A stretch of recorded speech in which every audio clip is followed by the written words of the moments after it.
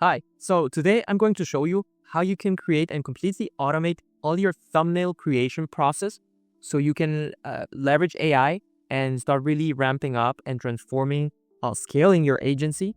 So you can deploy this automation, use it for your agency or with your client. So these are some examples of the thumbnails that we are able to create using AI. As you can see, they're really crisp. And the great thing is that we can create them completely tailored to what is required. So yeah, we are basically using replicate.com, which hosts different models. In this case, we're using Flux 1.1 Pro Ultra. That's the model that we're using. So it's a really cheap model, but also a really powerful and fast one. So you can check the examples here. Great, really affordable. And the results are really incredible to create images. Of course, just like any model, there are some sometimes error happens, but let me show you how this workflows. Actually, this is part of the AI-powered thumbnail creator blueprint. You can get this automation. I'll be sharing the link in the comments. And yeah, once you have the automation and you import it into make.com, you will just need to connect it and have a OpenAI account. Also have one replicate.com account, so you can include the APIs for Flux and also input the content that you're trying to create that thumbnail from. So in this video, I'm going to show you how you can create this actual workflow, like the whole process for it. But instead, you can also just download this. So I hope this is valuable. And yeah, let me know what you think.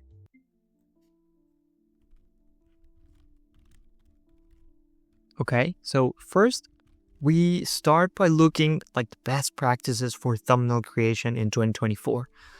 So we're trying to really understand like the technical aspects, not just for the design, but also for the image formats. So we make sure that that is included inside our prompt. So this is our first approach to the prompt. So yeah, I'm using Perplexity, which is a great web search tool powered by AI. And from the results that I get from Perplexity, I'm just for the initial draft of the prompt, I'm using ChatGPT.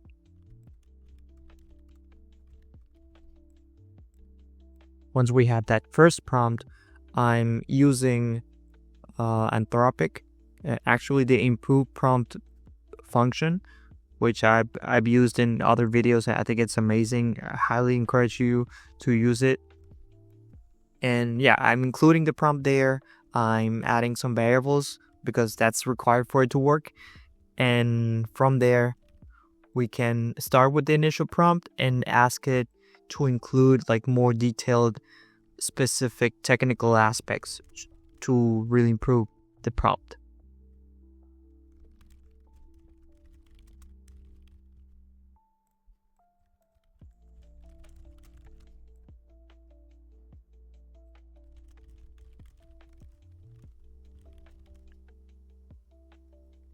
There we are summarizing like the results that we got from Perplexity.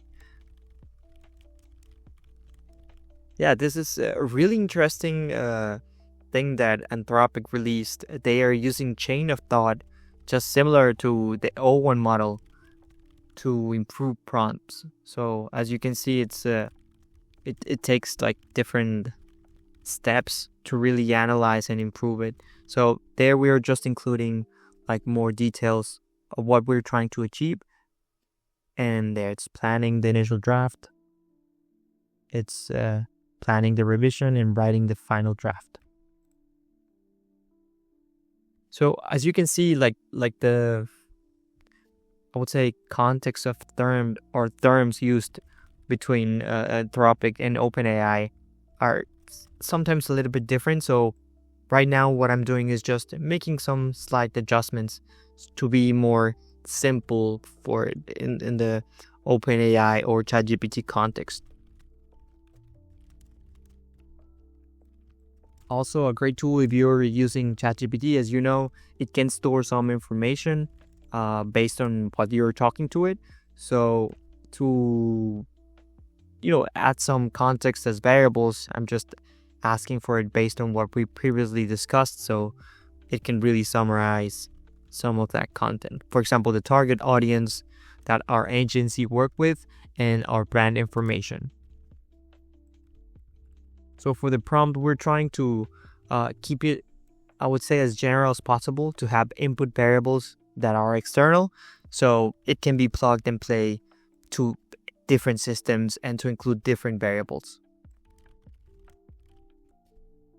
Right now, I'm creating the brand information and the target audience, so I can include it as variables inside the prompt.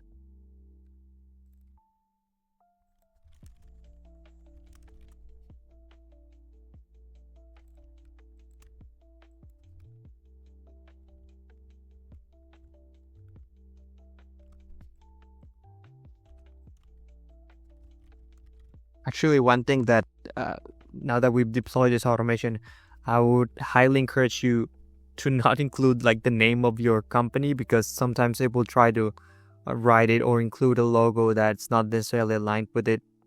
So you can just like give more kind of an overview of how the colors and the style that your company is using, or your client's company.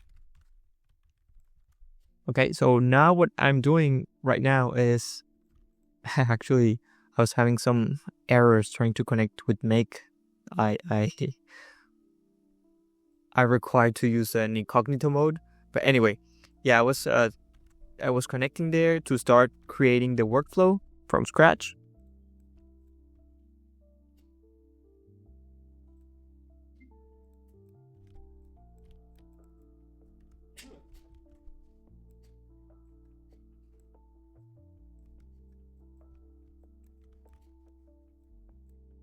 And I'm including the first improved draft with the help of the Anthropic improved prompt there. And what I'm doing there is from another workflow, I'm just getting a content summary of one specific content, so we can start testing how this automation work.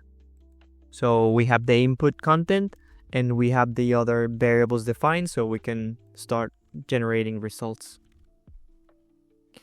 And now what I'm doing is, so I'm trying to see what can be improved for the prompt that the text-to-image model is using, so it can create better results. So in my first try, I tried to really shorten the result and the input for that model, but you will see in some moments the results.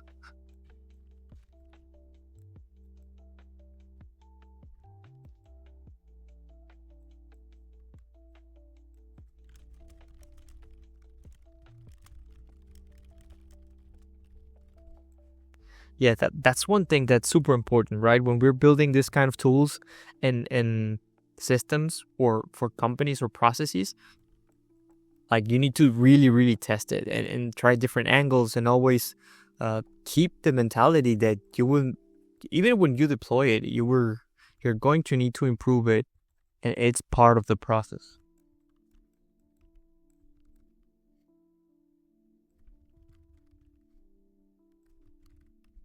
Yeah, I'm including there 3 to 5 words to see how it performs.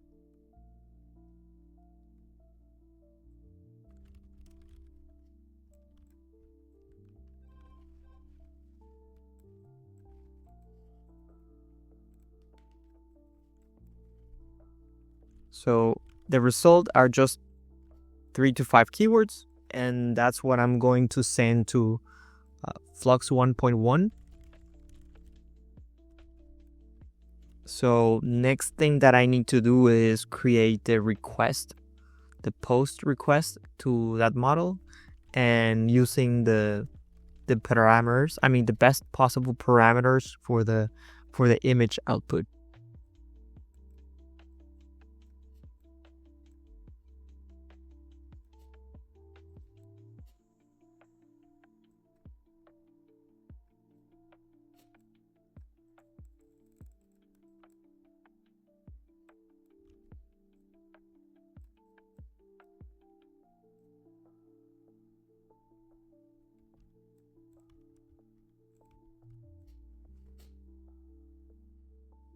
Yeah, there I'm testing it through the graphic user interface. As you can see, the first results are not that good.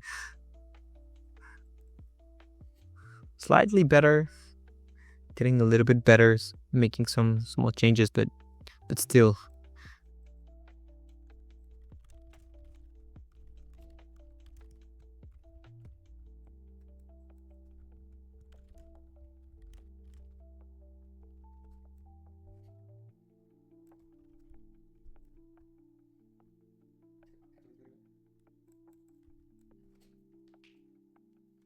I mean, the image is good, but you can see that there's like the play button and also the title.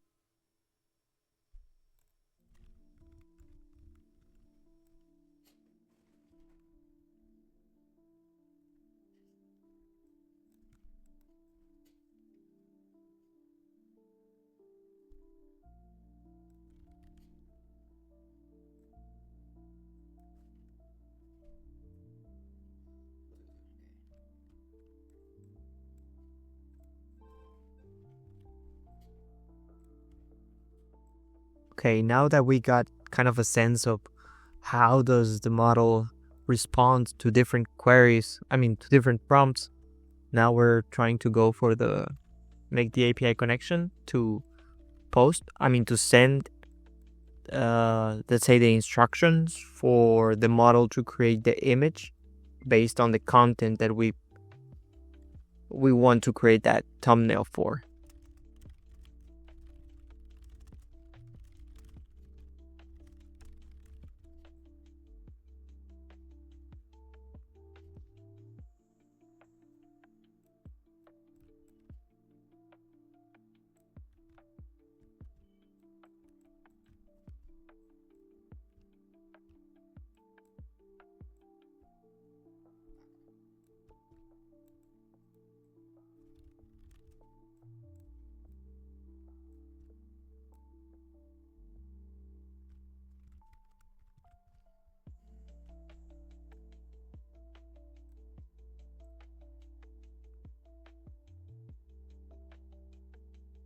Actually, when I was taking a closer look to the documentation, I realized that there's one webhook. I mean, once you send the prompt to create that image, then you can have the, let's say, system call you back when it's finished.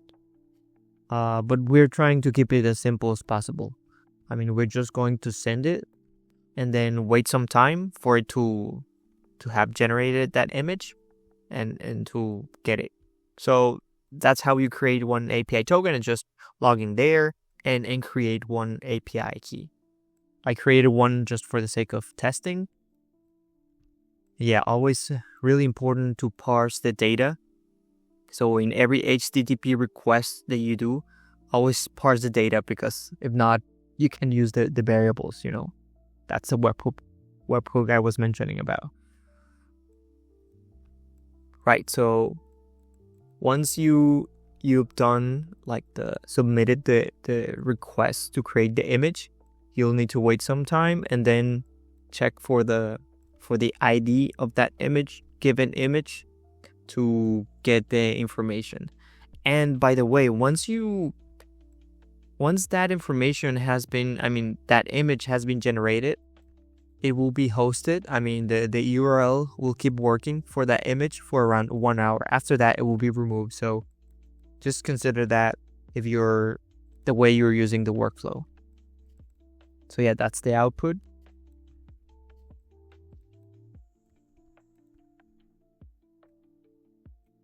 And there I'm linking it to the result to have that kind of streamlined, The first request is connected to the second one once the time has passed.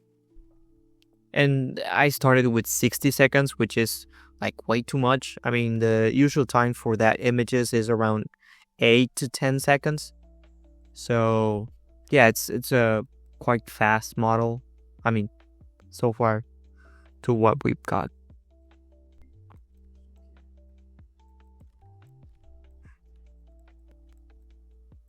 Okay, now that I've tested the workflow running, I'm trying to see how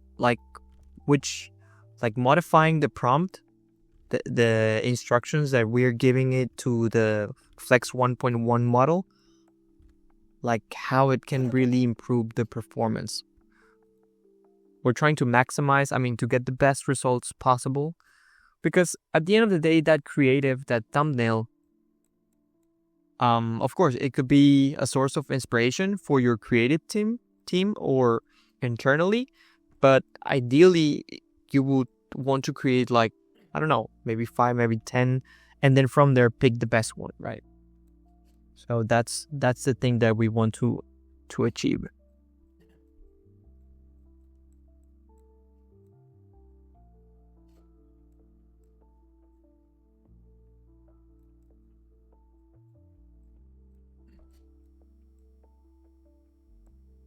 There I was trying to look for another source of content that was kind of more challenging, but yeah, I decided to keep that same content and to keep on testing.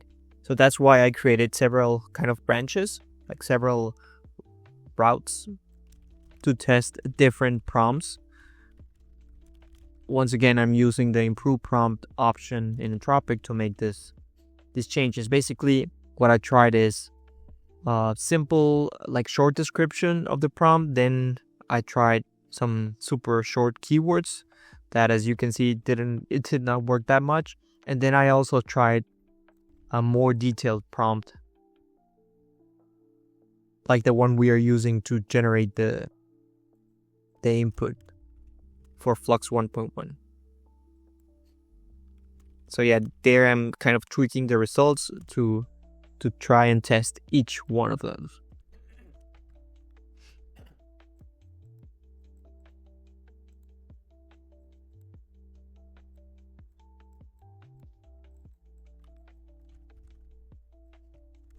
So that's the simple one, similar to the one that we tested at the beginning.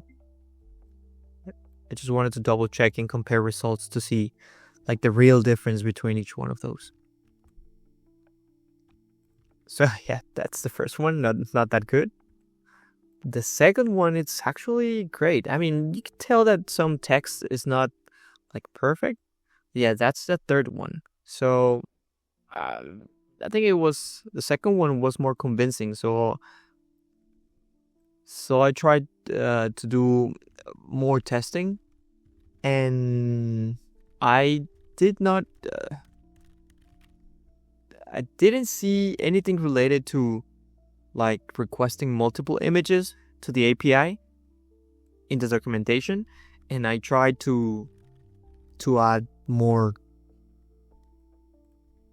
images to the creation process, but it didn't work. So yeah, at the end I had a workaround. Yeah, I was trying to test different options to see, but yeah, there was definitely a clear winner, and you could see it right now.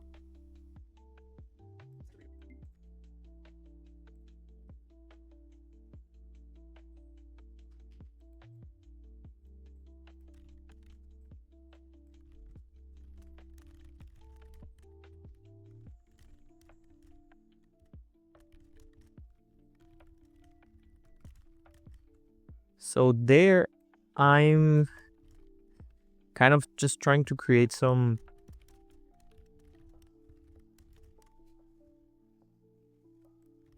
there I'm creating a JSON so I can have multiple requests done. So even though it's just one content, I'm able to get five images as a result. So this way you can check for the best option and pick you can change it to include more. That's the idea.